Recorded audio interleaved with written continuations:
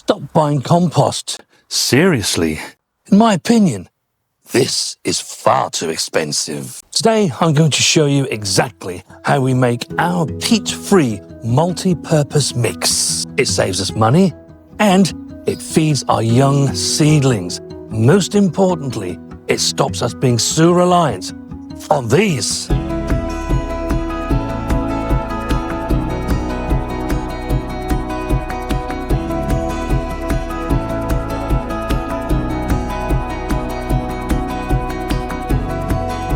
This time last year, I made you a promise that I would spend the next 12 months working on our homemade mix. And today, I'm back to share our finished recipe with you. So here I am, promise kept. I asked you on our community tab what mix you were using, and there were some fascinating results. We had everything from the safe players who only buy bagged compost to the chemists that tinkered with their own mix. So today, I want to show you our mix that saves us money and works every time. Take a look at this. 52% of you are buying peat-free bags, while 22% of you are still trying to hunt down peat-based compost. But the number that really stands out to me is that 5% of you don't really trust your own compost to grow your own seedlings in. Looking at the comments that you've all left us, it appears that many of you are where we were probably 8 months ago. Take this comment from Ken. He buys compost from his local farm shop and then mixes it in with his own compost. And that's exactly where myself and Mrs. W were 6 months ago. And mixing 50-50 really helps to stretch and make that bought compost go even further. But we wanted to do better. We didn't just want a filler. We wanted a powerhouse mix that could help us to replace the bagged composts that we were so reliant on. This is a multi-purpose mix, and that distinction is important. Out there, you can buy mixes that are called seed mixes. Basically, they are sterile. Myself and Mrs. W, we don't use them at all. I think they're a waste of money personally, because eventually your young seedlings are going to need food. Typically, once your seedling germinates, there is enough food in that seed to see it through the first 2 weeks of its life. And then you're going to have to prick it out, pot it on. And those of you that have been watching our channel for the last few years, you'll know that we do minimal pricking out, only where we have to. And so we need a mix that we can sow the seeds in and that those seeds can happily grow in those cell trays for the next 4 to 6 weeks until we're ready to transplant them out. It saves us time because we don't have to do the pricking out. It also saves us yet more money because we don't have to use a second mix when we prick the young seedlings out. Our mix contains slow-release organic food, which is gentle enough for germination, but equally enough to keep that seedling growing for the next 6 weeks of his life. The first ingredient is your base ingredient. It's what you'll have the most of in your mix, and it's coir. A coir comes in blocks, and all you need to do is to soak it in some water, and then it will expand to 3 to 4 times its original size. So it's a really good product to use. Coir holds on to water very, very well, but it never, ever goes soggy, which is great for your young seedlings. We buy this in bulk. This helps drive the price down to keep the price of our overall mix as low as we can make it for. The next ingredient we're going to use is perlite. And perlite is for drainage because your mix will need good drainage. That comment that Mark left us, he uses sharp sand in his mix. That's great for when you want to be potting something on or you're filling a container to put a large plant into.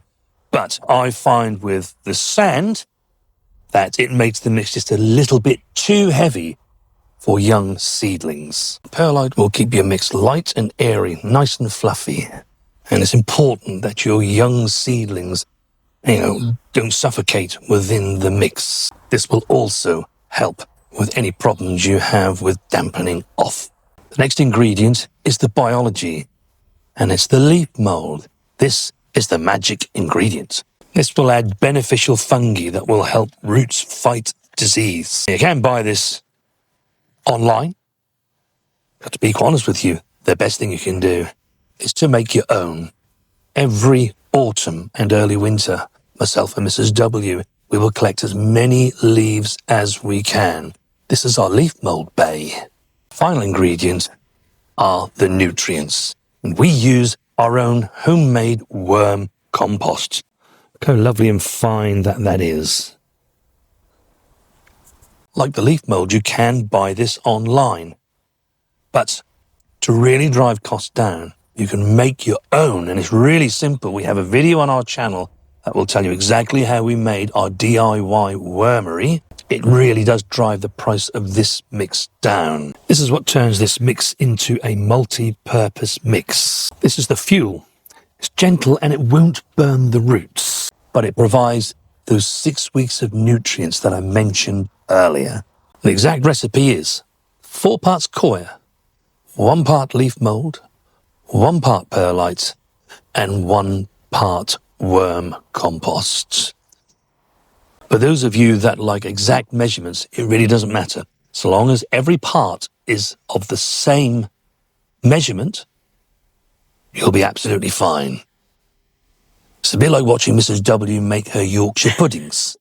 She uses 1 cup, and every ingredient is measured out using that cup. Very true. I'm glad you've noticed that, Mr. Wilson. And it's the same with this compost mix. And we just need to mix this all together. And it's also important to note that each ingredient was sieved. And that's to ensure that there are no real lumps in here. You can see, although that we've only used 4 parts coir, just how much mix this is now making. So there's your mix. I have some seeds to sow today. February, yes it is actually, this weekend. I have some seeds that we need to sow according to our seed sowing calendar for 2026. Whenever you want to sow seeds, it's a good idea to have your compost a little bit on the moist side. It doesn't want to be wringing wet, but a little bit on the moist side is good because we've pre-soaked the coir to expand it. This was already damp. And if you do a squeeze test, your compost should hold together when you squeeze it.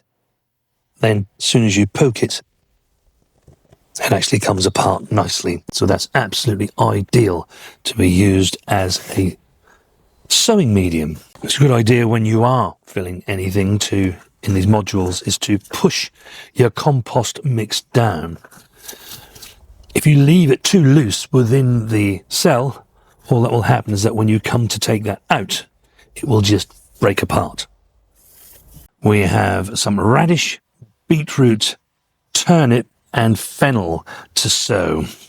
This is their time to be sown. I did get a comment from somebody saying about the problem with the seed calendars is that they put you under pressure to do things on the day that says. Let me tell you, that's not what a calendar is all about. This calendar is a reminder, and the seeds that we've put in the boxes to sow on a given day, they are the optimum time to sow that seed. You don't have to sow it on that day. That's not the idea of the calendar. But even if you did, if you sowed, let's say beetroot now, like I'm now going to do, mid-February, and you can't put it out until the end of March or April, it makes no difference. Nothing's going to happen to these. They're just going to sit here for you. Might prick them out and pop them on if they get a little bit bigger, but you work with the weather.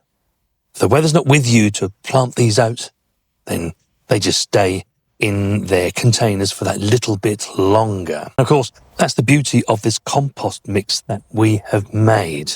There is up to 6 weeks worth of food in there. And even if I need to pop these out and pop them on a little bit because the roots have filled the cells, I can use the same mix again and actually have another 6 weeks worth of life for those plants. So the weather in the spring can throw whatever it wants at us. We are prepared. So there you are. A good homemade multi-purpose mix that costs us pennies. So give it a go. Remember, healthy soil equals healthy plants with bigger harvests. And it starts right here, right now, in this cell tray. If you like this video, do leave us a thumbs up. And if you want to see more of what we do, then do make sure that you are subscribed to the channel. We left a link in the description to our shop, anything that we've used that you're interested in, and of course there is a link to that calendar. One of the ingredients, of course, in this multi-purpose mix is leaf mold. If you look online, the price for a small bag of that is absolutely horrendous, and it's so easy to make. It's a free resource. If you want to know exactly how you can make that and save yourself some pennies, why not watch this video next?